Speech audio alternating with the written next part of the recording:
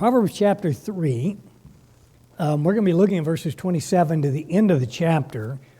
But before I read, I want to start with verses 25 and 26 there. So Proverbs 3, verses 25 and 26. It says, "Do not be afraid of sudden terror, nor of trouble from the wicked when it comes. For the Lord will be your confidence and will keep your foot from being caught." And so what we have in verse 25 is a command, a do not command. Do not be afraid. And then verse 26 is a reason. So it says, "Do not for the Lord." And that actually, verse 25, in the next several verses follow that pattern. So as I read verses 27 to 35, see if you can identify the do nots and the reason. So verse 27, "Do not withhold good from those to whom it is due, when it is in the power of your hand to do so. Do not say to your neighbor, 'Go and come back, and tomorrow I will give it,' when you have it with you. Do not devise evil against your neighbor, for he dwells by you for safety's sake. Do not strive with a man without cause, if he has done you no harm. Do not envy the oppressor, and choose none of his ways. For the perverse person is an abomination to the Lord, but his secret counsel is with the upright. The curse of the Lord is on the house of the wicked, but he blesses the home of the just. Surely he scorns the scornful, but gives grace to the humble. The wise shall inherit glory, but shame shall be the legacy of fools." And so this passage is a description of the one who is turned away, who is an abomination to the Lord, verses 32 to the end of the chapter. The last four verses there are paired together. I've got on the board here the last two, but 32 and 33 also are tied together. And they're not tied, in this case, the parallels are not exact wording parallels or structure, but they're ideas, they're concepts. So you have the house of the wicked is a similar idea as the perverse person. The curse of the Lord is similar with the abomination, and they're abominable to the Lord. He blesses is similar with his secret counsel. The upright is similar in idea with the just. That's what I mean. There are two pairs of verses here. They're tied together, relating to one another in explaining everything that's going on. And so what we have at the very end is we have a legacy of fools. So you have a perverse one is wicked, scornful, and foolish. I think in these four verses, we understand them as parallel statements. They don't mean exactly the same thing, but they're all intended to describe the same person, the same kind of person. And so it's four different ways of saying this person is a fool. And what we have, verse 27 to the end, is very, very practical. I mean, it literally is in your neighborhood. This is talking about wisdom in relationship to other people. And most of what we have seen so far talking about wisdom has been negative. It's been pursue wisdom, chase after her, she's worth it. But in the application of the wise living, it has been negative. Do not go in the way of the sinners. Do not follow them. Do not yield to their temptation. It has been that negative instructions. Here it is continuing the negative instructions, but they're very, very much, this is what you do on a daily basis. How often do you have somebody come up and invite you to join their street gang? I know none of us are really street gang material. But even think back in your whole life, how many times have you been invited to join a gang of some sort? It's really not a common thing that most of us deal with. How many of us have neighbors? It'd be all of us. How many of us have neighbors that at times ask things for us? Yeah, we all have those interactions. And so now the wisdom is getting down to really the nuts and bolts of how we live. And so Kenneth Aitken says, from its grand task at the creation of the world, and he's referring back to verses 19 and 20. The Lord by wisdom founded the earth. By understanding he established the heavens. By his knowledge the depths were broken up and clouds dropped down the dew. So wisdom is, God created the world with wisdom, in wisdom, by wisdom. He created the world. Now wisdom gets down to the humbler task of giving some good advice on how to be a good neighbor. This is where ultimately Proverbs lives, is in the day-to-day mundane things. This is a taste of what we're going to see in chapters 10 to 31. It's the vast majority of that is, how do you go to work? How do you dwell with your spouse? How do you talk? How do you relate with your neighbor? Those basic things that we deal with all the time. And so we see that wisdom is practical. Wisdom is a very practical thing. And the lack of wisdom is seen in how we treat one another. So if we treat one another poorly, we are showing ourselves to be fools. That's what these last several verses tell us.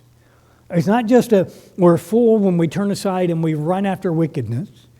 We are a fool when we neglect to give what our neighbor needs. We're a fool when we plot evil against our neighbor. We're a fool when we're envying one who has a lot, but he gained it by oppression. So let me walk through this. The fool, first off, we are shown that the fool is selfish. Verse 27 and 28. He's selfish. He has it. I mean, that is the point of verses 27 and 28. A neighbor comes over to you and says, "Can I borrow a cup of sugar?" Does anybody even do that anymore? I don't know, but yeah, okay. Gene's neighbors do. So, and you have it. Don't say, "Come back tomorrow." And part of what verse 27 says, don't say no. If it's a good thing and there's a need there, give it to them. Don't withhold it. You have a 5-pound bag of sugar, share the cup. Is part of what Proverbs is saying. The fool is selfish. What Michael V. Fox says about this, if you can help this man, you are obliged to do so. Now, I know we talk about this, at least my mind goes to all the time, what about those who are asking for foolish things? What about those who don't need? There's a lot of other questions that come that relate to this. And I remind you as we talk about the Proverbs that we have to understand any proverb in light of all the Proverbs. And certainly there are proverbs about joining a fool in his folly, about participating with him in foolishness. And so this is not a command at all to have any part in that which is foolish. In fact, he says, do not withhold good. So certainly if he's asking for an evil thing, you should not give it. If he's asking for a foolish thing, you should not give it. But you should give what is good, and you should give it quickly. Publius Syrus said he gives twice, who gives quickly. The generosity and the speediness of the generosity is itself a gift. And he's a Roman, I don't remember what exactly he was, but he was a Roman official of some sort, and 1,000 years after this was written. And he's recognizing, and he's echoing the wisdom of what Solomon's saying. Give when you have it.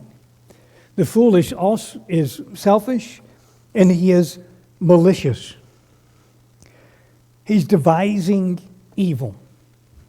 He is plotting in some way for the harm of his neighbor. I won't ask you how many of you have neighbors like that, but it's certainly very common that we see neighbors doing hurtful things to one another. I remember when they paved 58 from from Melstrand to Grand Marais, because it was it was 10 years ago, 15 years ago that happened. And there were people who lived along that road who were angry because it was paved, because more traffic's going through there. And so they began to throw nails on the road to puncture people's tires. They were they were malicious towards their, in that sense, the broadest possible sense, their neighbor. To those who were coming by who were expecting a nice scenic route, a nice ride, and now they got to replace some tires because of the malice. And we could bring that down and maybe you can tell stories of neighborhood feuds that you've seen, hopefully you've not been a part of, but that you've seen in your life. And the fool is the one who plots malice. The fool is the one who thinks his house open, I'm going to go take what I want out of it. The fool is the one who says, I'm going to blow all my leaves in his yard. Let him deal with them. Yeah, that's a trivial malice, but it certainly is malicious. It's not giving him good, but it is doing that which ultimately is to some degree or another is harmful. And the sub-reason here is he dwells with you for safety's sake. One of the reasons you have villages, walled communities in the Middle East, is because it was dangerous. There were roving bands that went through and would loot unsuspecting people. They would rob lone travelers. So people lived together, not just because they liked being in close proximity, but quite literally for safety and security, to help one another if a band of robbers came through, to help one another through hard times. It was for each other's safety that they dwelled that close together. And so to do evil to the one who is living beside you, supposedly for your protection and help, from you, you're contrary to the reason that y'all were even together. If you want to be antisocial, go live in the woods by yourself.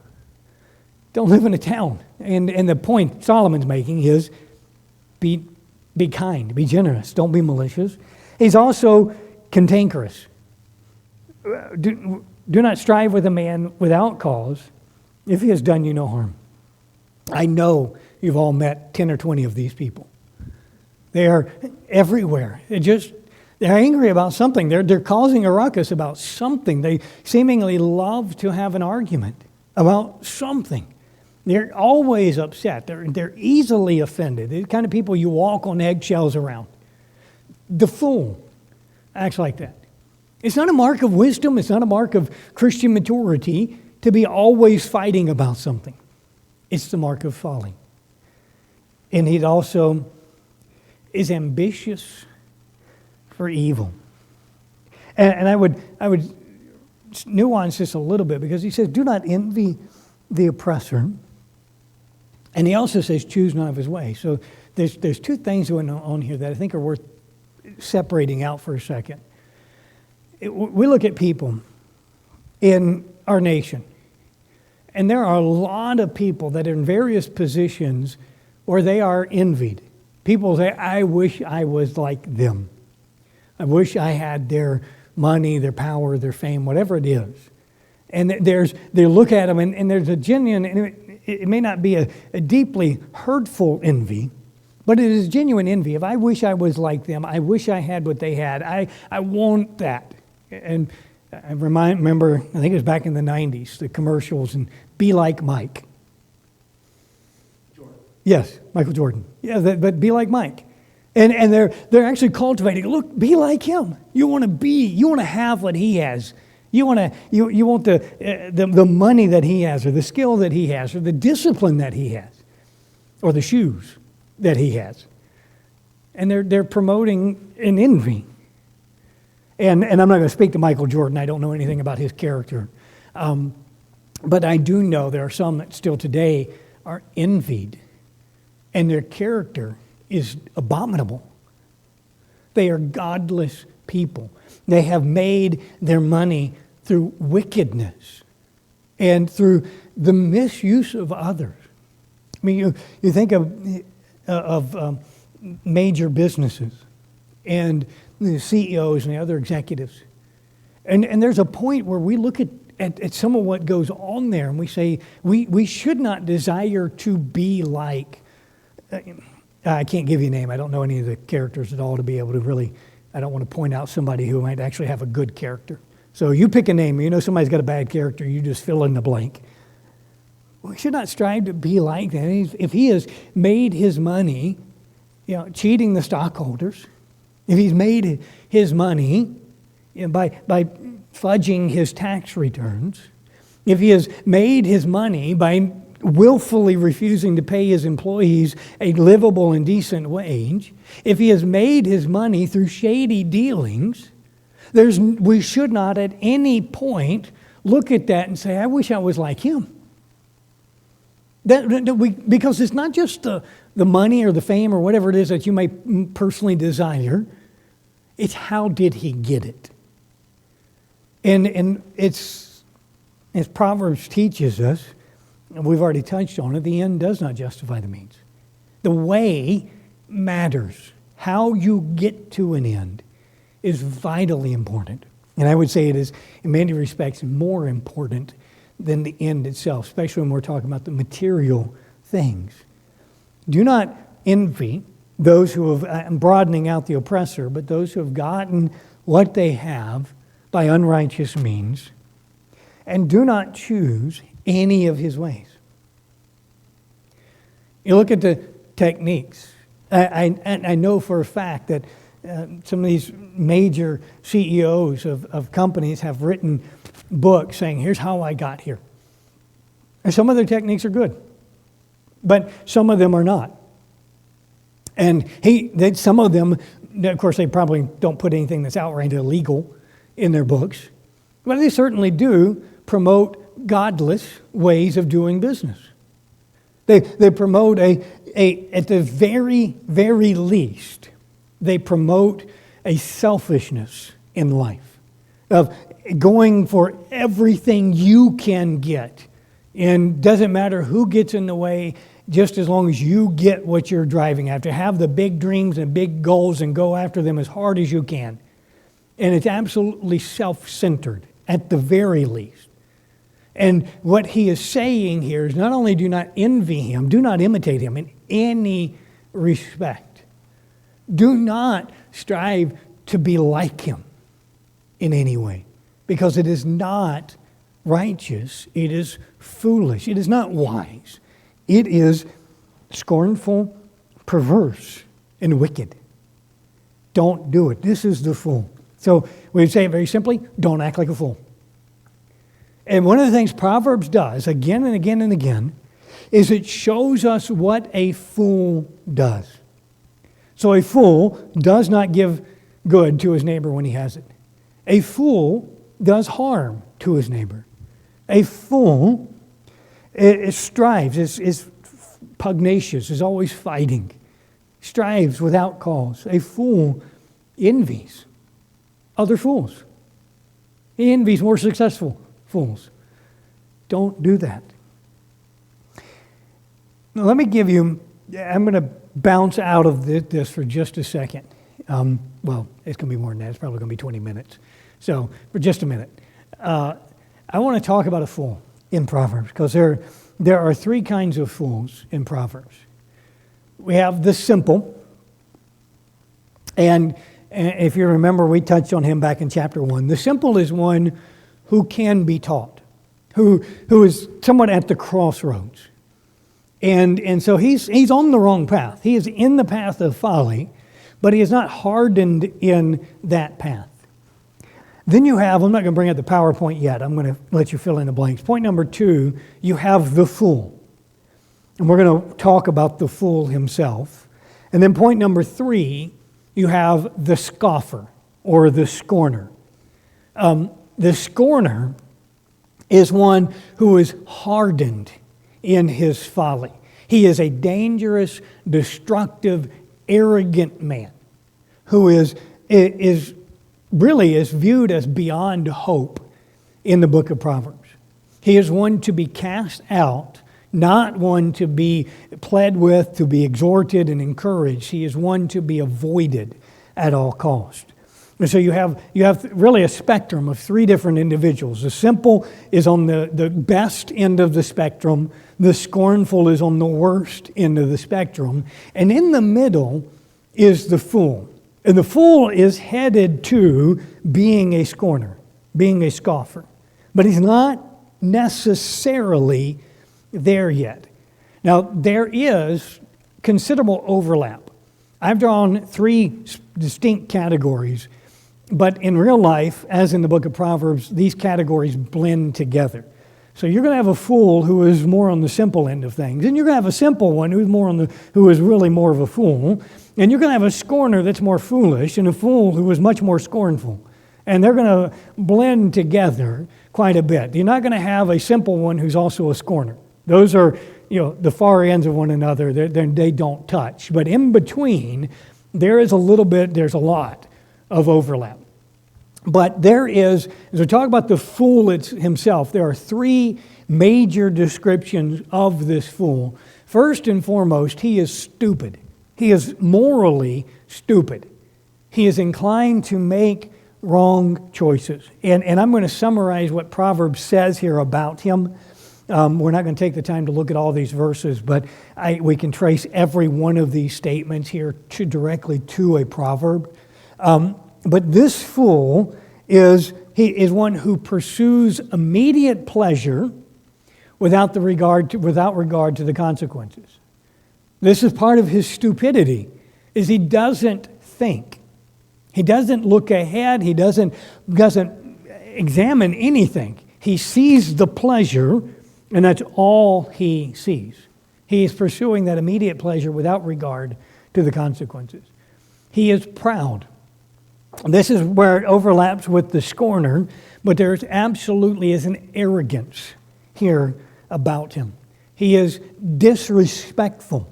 He doesn't respond to wisdom. He does not appreciate wise rebuke and counsel. He scorns it. He disrespects it. He is mad at the one who seeks to give him counsel. He thinks less of the wise one. He thinks less of the one who chastens him or disciplines or corrects him in any way. He disrespects that which is respectful. He is dishonest. The fool is not to be trusted. He's not to be trusted because he doesn't follow through. We're going to come to, that's the next one. He's untrustworthy.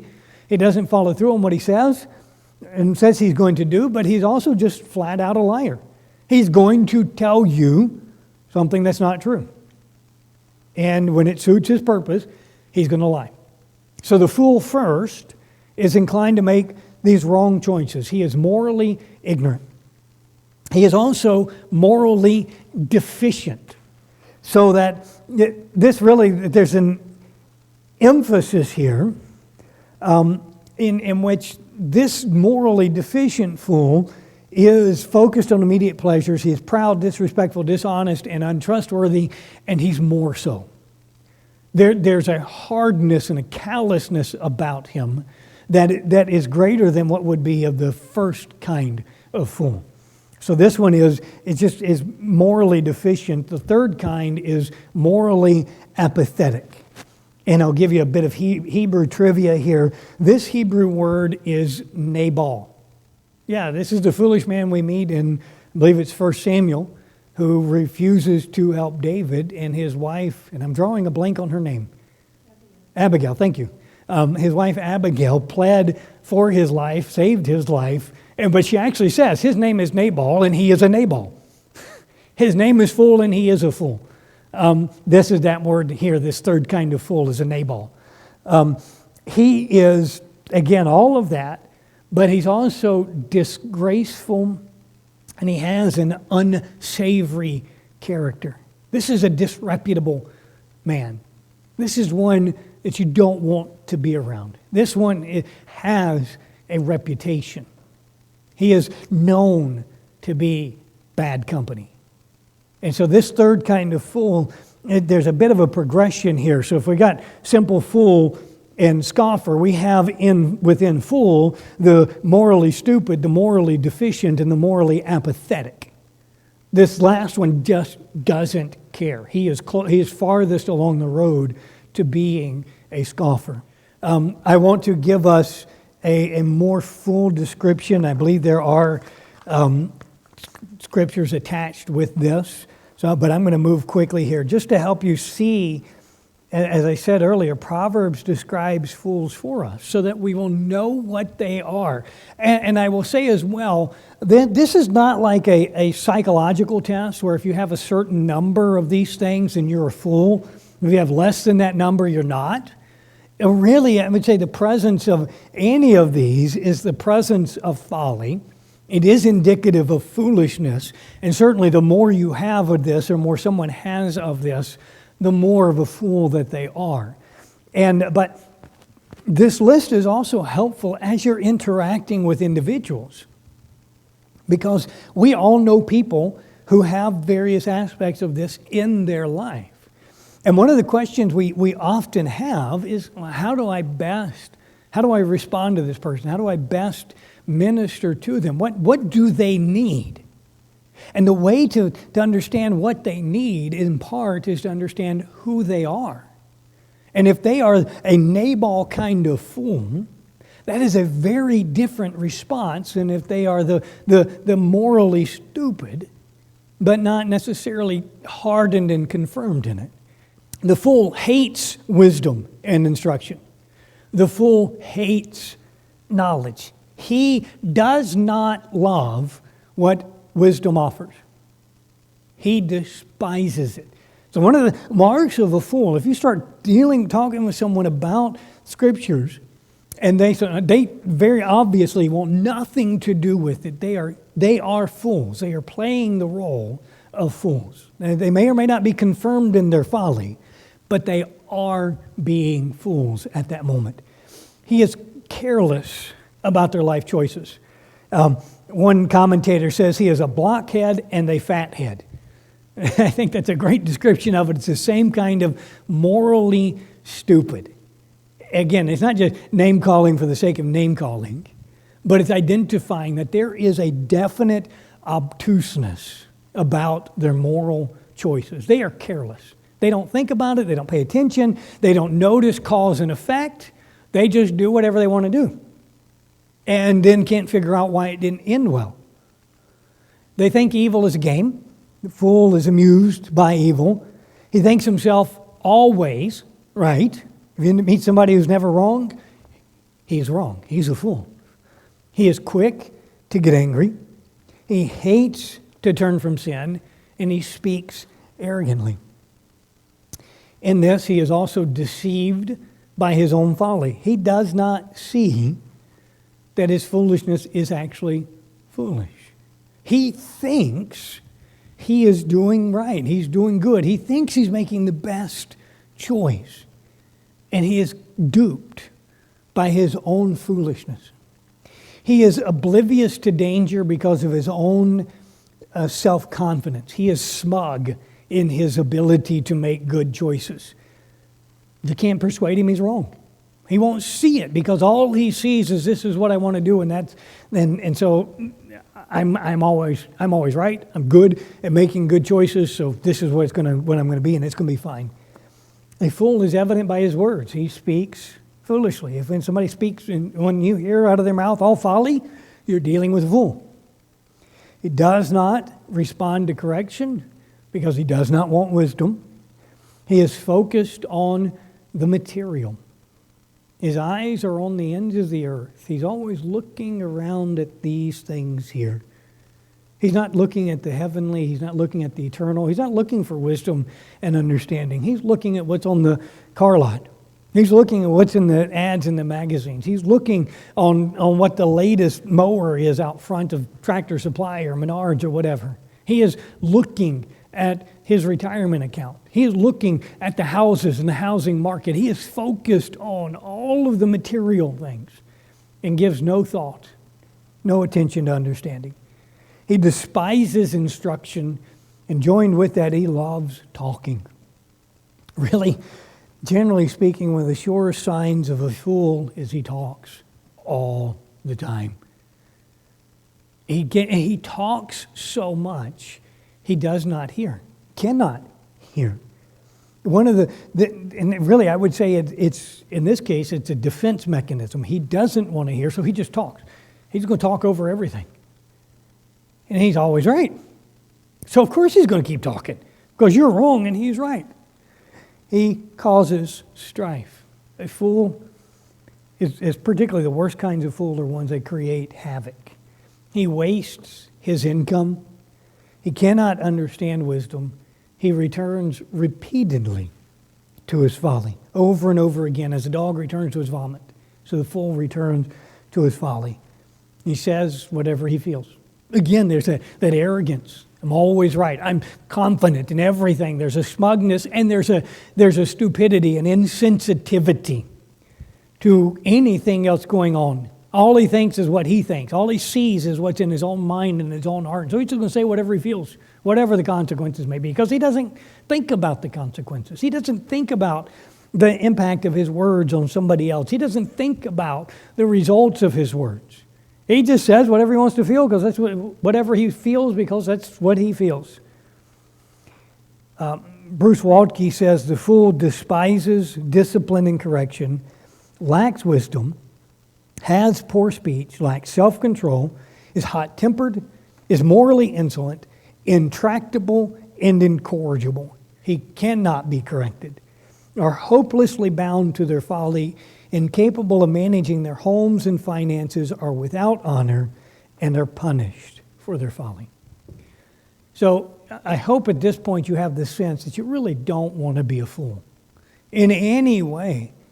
And I understand, all of us, we fall into moments of folly. And that's where we repent and turn back to wisdom. So this passage gives us two different characters. We have a side-by-side contrast, the last 4 verses. And not only their characters, but their destinies. So you have on one hand the upright one, the one who walks in righteousness, the one who is morally straight. That word of upright starts with this idea of straightness. What is a perfectly straight line? That's the rule to follow. And that one who is not upright deviates from that rule. He is turning aside. He is off in some way. He's out of plumb. You don't want to say it like that. He's not upright. But instead, he is perverse. Again, that is twisted, turned aside. And we use this as really a very strong word. And I don't know that Proverbs is using it as strongly as we would. It's still, obviously, it's not someone we want to be. But it's not necessarily the absolute worst of sinners. But this is not a good person by any means. He is turned aside. We have the righteous on the one hand, the wicked on the other hand. You have the humble and the scornful. And then the last contrast, it's the wise versus the fool. So we have these 2 different people. It's not 4 different people or 8 different people. It's 2 different people. On the one hand, the one who is upright, righteous, humble, and wise. On the other hand, the one who is perverse, wicked, scornful, and a fool. And they have 2 different destinies. 2 completely different ends. The first one is, I've got loved by God, but I don't like that. Directed by God is better, is more fitting of the verse. So, verse 32, he is directed by God. In verse 32, the wicked, scornful, perverse fool is detested by God. He is abominable. And this word abomination, as we see it in Scriptures, it has an idea of revulsion to it. It's not just, if you will, not God says, I don't like that. It is the idea of God, of these things turn his stomach, metaphorically speaking. I remember as a kid, I don't even remember what kind they were, but my mom every once in a while would make a certain kind of beans, and beans were mandatory in our family. If every meal had beans, and you ate your beans, every single meal. And she would make these beans, and I've always had a fairly strong stomach. I've not had my stomach turned by many things at all. But those beans, I still can remember them many years later, because I would swallow them and there was an immediate stomach-turning revulsion. And my mom's probably going to watch this video later, so she'll hear me talking about these beans she made me that turned my stomach. And it didn't matter. We still had to eat the beans. That was still mandatory. And that stomach-turning revulsion is part of this idea of abomination, of an abominable. It is a moral choice, but because it is so morally detestable, God gags at it. That's the idea. It's a strong, strong term. It is also the wise, righteous, upright, humble is blessed by God. The other is cursed by God. The one receives grace from God. The other is scorned by God. The one inherits glory from God. The other gets shame from God. So what we have, part of what this is showing, especially with this destiny, is once again that God is the one who determines the end of your life. So you can choose a path, but you do not choose its reward. You do not force God to respond in the way that you want Him to respond. He responds in accordance with the choices made. So these outcomes are determined by God and distributed by Him. These are the ones that He has laid out and enforces as His wise rule of creation. Kenneth Aiken says, the wicked man will be utterly disgraced and shown up for the disgraceful creature that he is, whereas the upright will enjoy God's blessing and favor and will be held in high regard. I'm going to touch on that as we walk through it, but it reminds you as we're thinking about the Proverbs, there absolutely is that aspect in the Proverbs of social honor, of esteem, and a good reputation. Very true in Israel, and there's certainly true in a different sense, but it's certainly true even still today. What do we do with this? Remember, only God distributes the rewards of behavior. You can't choose your reward. That over and over and over again in Proverbs. You choose the path. You do not choose its destination. If you don't want a destination, choose the other path. Do not make the fool your friend. Proverbs 13, verse 20 really lays this out. Do not make the fool your friend. Don't pal around with him. He may be a ministry, but he should not be your friend. Do not stay in the presence of a fool. And this actually has a lot of implications on our lives.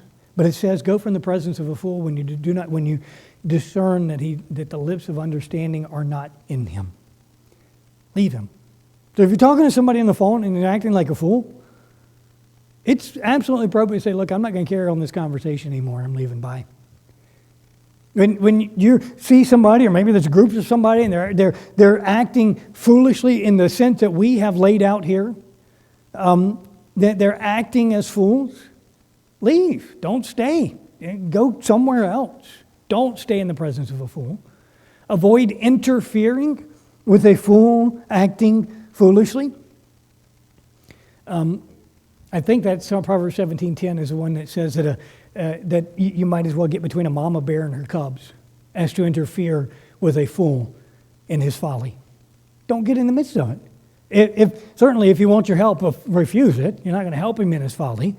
But if he is bent on that, there's a point of stepping back and saying, I've warned you. You're going to have to suffer the consequences yourself, essentially. And do not argue with a fool.